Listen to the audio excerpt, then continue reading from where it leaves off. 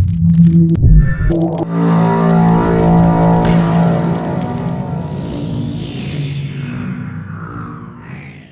everybody, what's going on? And welcome to Guns N' Roses Central. And today I want to do an episode of Guns N' Roses True Story about the time that Axl Rose lived in China. Now this is something that a lot of you guys probably don't know about, and Axl's talked in some interviews about what it was like to live in China and what he experienced there. In fact, he's done it in numerous interviews.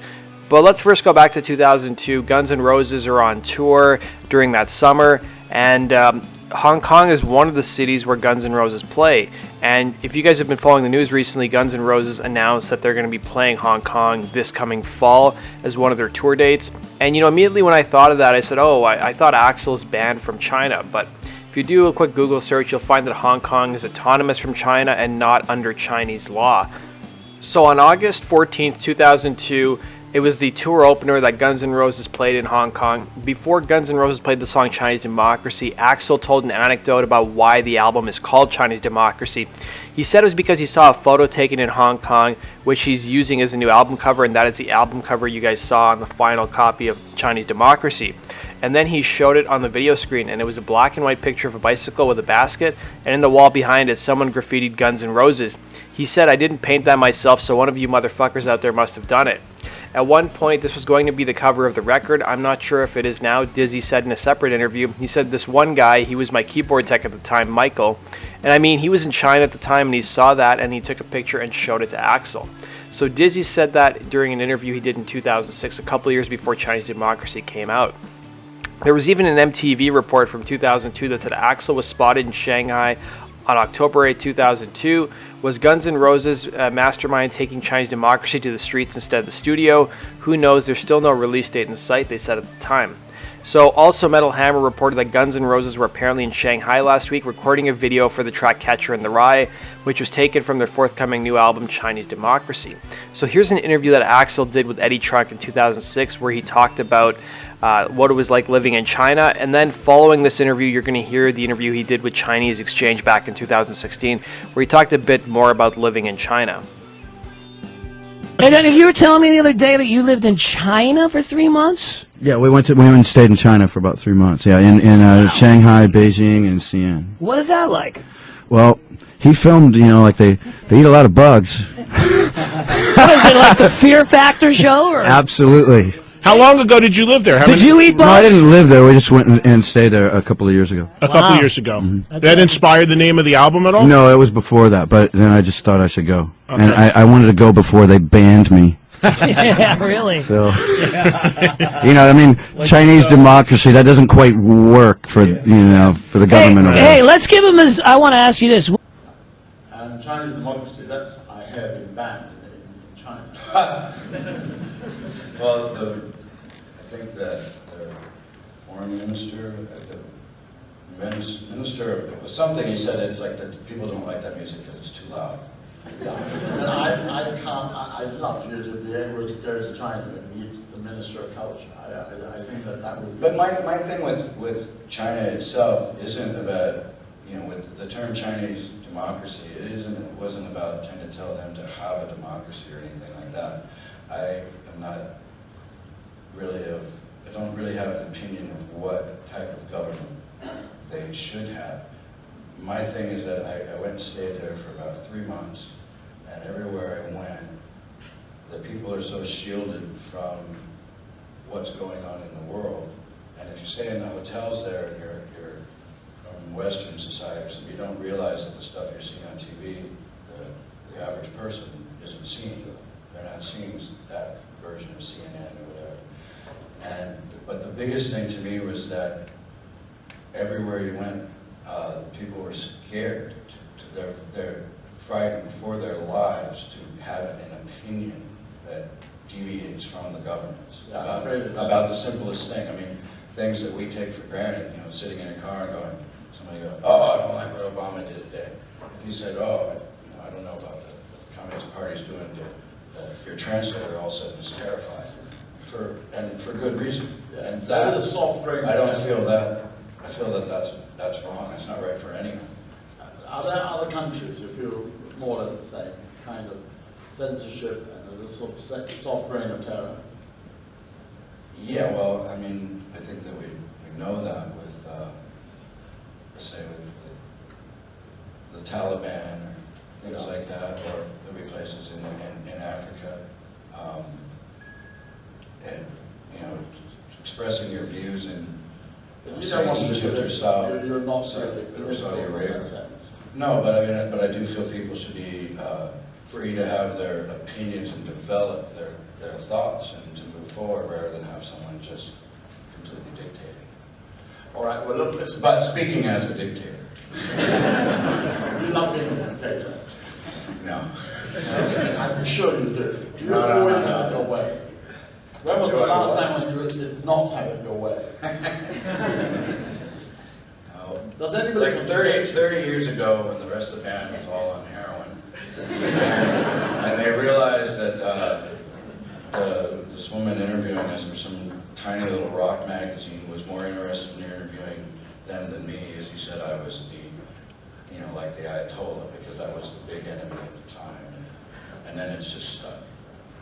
Well, anyway, that's their loss because we are the big power star today. No, listen. Also around this time in 2002, when Axl started to do some press interviews to promote his current version of Guns N' Roses, it had leaked from Metal Sludge that there was a list of questions sent to a DJ at a radio station. So basically, it outlined what you could ask Axl and what you were not allowed to ask Axl. So it said that the interview should be taped in advance and not promoted until the station had the tape in the can. Questions about the following topics were off limits, including Slash or any of the former members of the band, other bands or other music in general, the Vancouver riot, and timelines, probably referring to the timeline for the new album. It said the interviewer should ask about the following topics, including the current tour, his new music, the new record, and the time he spent in China and wrote songs there. And basically his PR people wanted them to ask Axl what was that experience in China like. So during a concert that Guns N' Roses played at the House of Blues on New Year's Eve in 2001, Axl talked a bit about the song Chinese Democracy and the inspiration behind it. Here's what he had to say.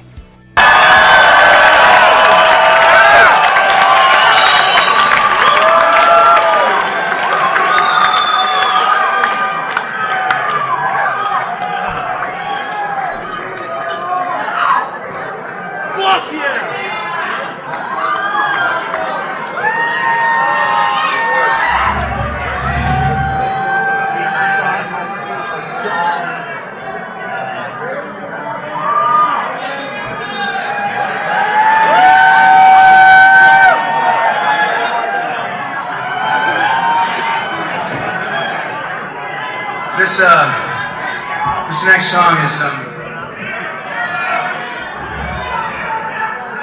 something new.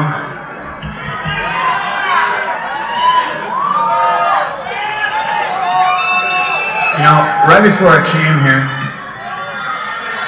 when I left LA, the movie Kundun was on about the Dalai Lama. I kind of like the idea that we're playing the House of Blues because it's kind of associated with that. That came about. I was at the House of Blues in Chicago when Vegas called me. A gig for Rio at the House of Blues. And sure.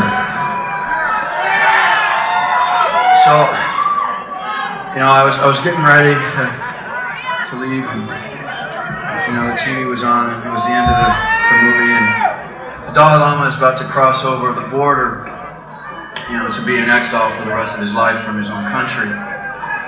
And he looks back at the men who helped him, escape the Chinese government. And he looks back at them and he waves, and they wave at him. And then they show a scene where he looks back at them again and he sees every one of them dead. Because he knew that they would be killed. They knew that in helping him they would be killed.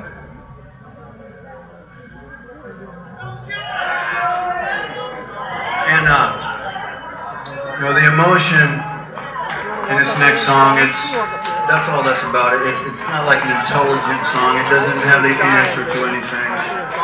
But it's the title track of the record, which, God willing, we will finish.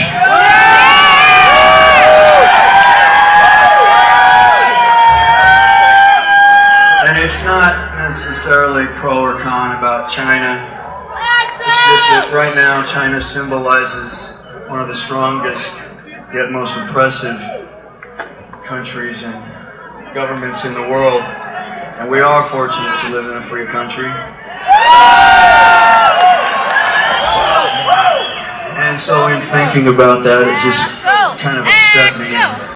So immediately following the album's release in 2008, the Chinese government banned the album in China because of its name.